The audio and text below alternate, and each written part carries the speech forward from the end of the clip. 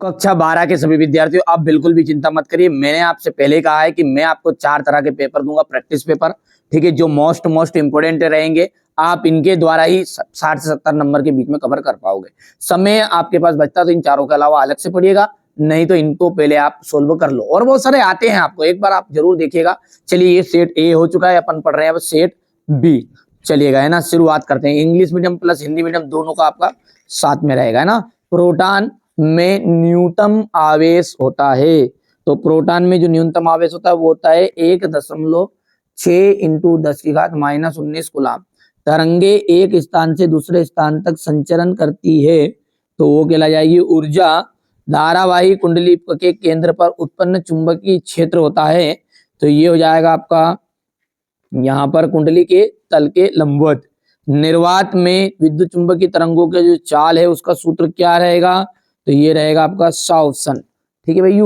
प्रकाश की तरंग प्रकृति का प्रमाण निम्न परिघटनाओं में नहीं मिलता, तो यहां से अपन यदि पांचवी की बात करेंगे तो ये आ जाएगा आपका प्रकाश के विवर्तन में। और एक कण का द्रव्यमान m तथा वेग v है, तो यहाँ से ये आपका डी ब्लॉगली तरंग दैर्ध्य का फॉर्मूला जाएगा। हमारे इंग्लिश मीडियम वाले बच्चे बढ़िया से लेंगे, स्क्रीनशॉट आप तो बढ़िया से पढ़ो, है ना भैया। हो गया यहाँ तक। इसके बाद में अपन बात करेंगे तो ये यहाँ पर देखना है आपको, ये यहाँ से देख सकते हैं, ठीक है। चलिए, अगला क्या बोल रहा है, पी एन संधि डायोड में अवक्षय परत की जो मोटाई होती है, अवक्षय परत की मोटाई 10⁻⁻6 मीटर होती है, ठीक है। हाइड्रोजन परमाणु की अधिकतम आयनन ऊर्जा 13.6 ME होती है, ठीक है। समपोषी व्यतिकरण के लिए तरंगों के मध्य कालांतर 2 पाई होता है।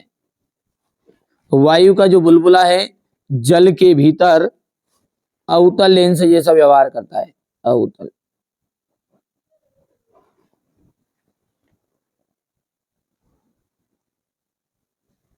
व्यतिकरण में डिडेस का पुनर्वितरण होता है, व्यतिकरण में क्या होता है, ऊर्जा का पुनर्वितरण होता है।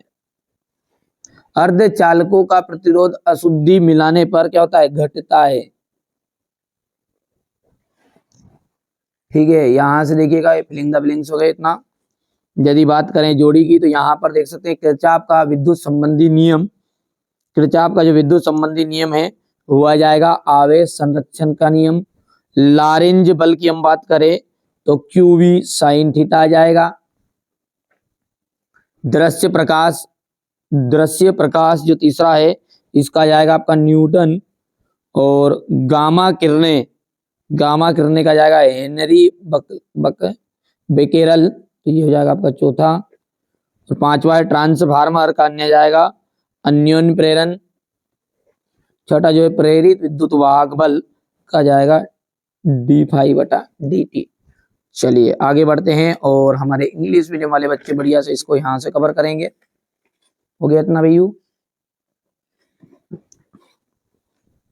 अगला क्या है आपका, देख सकते हैं, ये है एक वाक्य में उत्तर। 1 किलोवाट एवं जूल में क्या संबंध है, तो 1 किलोवाट मतलब होता है 3.6, ये यहां से 1 किलो वाट घंटा बराबर ही होता है 3.6 इंटू 10⁻⁻10⁶ जूल, ठीक है। विशिष्ट प्रतिरोध का एसआई मात्रक क्या है, तो हो जाएगा ओम इंटू मीटर।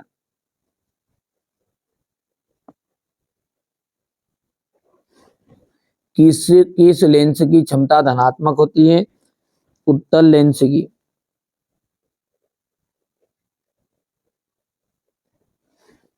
विद्युत द्विध्रुव आघूर्ण की दिशा क्या होती है, तो विद्युत आघूर्ण की दिशा होती है ऋण आवेश से धनावेश की ओर।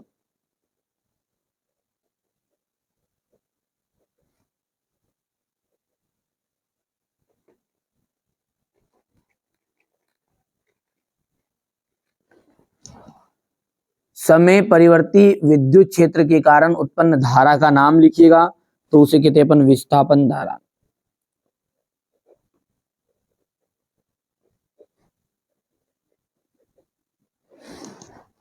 हो गया। चलिए अगला देखते हैं, यहां से थोड़ा छोटा करके। 90% से पास होते हैं। ठीक है, मोस्ट इंपोर्टेंट चीज बता रहा हूं, मैंने ये नहीं कहा कि पूरी चीज फंसेगी, यदि इसमें से 50 नंबर का फंस जाता तो कहाँ की दिक्कत है। ठीक है, पढ़ो। हीलियम नाभिक को अल्फा कण कहते हैं। हाइड्रोजन बम की कार्यविधि नाभिक की विखंडन पर आधारित होती है, आ सकती है। चुंबकीय द्विध्रुवों की निरक्षीय स्थिति में विभव का मान शून्य होता है, बिल्कुल। और यहाँ पर सत्य सत्य तो पूरे कंप्लीट आप कर सकते हैं। ठीक है, इसके बाद में हम बात करेंगे यहाँ से। अब क्वेश्चन नंबर 6 से बिल्कुल फोकस ध्यान से रख लीजिएगा सही। किसी आवेशी चालक के अंदर विद्युत क्षेत्र एवं विभव को स्पष्ट कीजिए। जो चुंबकीय क्षेत्र रेखाएं कभी नहीं काटती।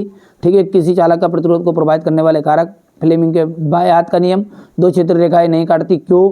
विद्युत चुंबकीय प्रेरण किसे कहते हैं? दिष्ट धारा और प्रत्यवर्ती धारा में अंतर, कोणीय वेग और लंबन से आप क्या समझते हैं? यहाँ ध्यान से देखो आप तो। ठीक है भैया, इसके बाद में अपन बात करेंगे आगे की। तो यहाँ से अपन अगला क्वेश्चन देखते हैं। डी ब्रोगली तरंग समीकरण ज्ञात कीजिए। क्या करना आपको? डी ब्रोगली तरंग समीकरण है। ठीक है भैया, यहाँ पर इसके बाद में ये आ जाएगा, बोर का सिद्धांत आ जाएगा। अल्फा कणों के प्रकीर्णन में स्वर्ण पत्र ही क्यों लिया जाता है?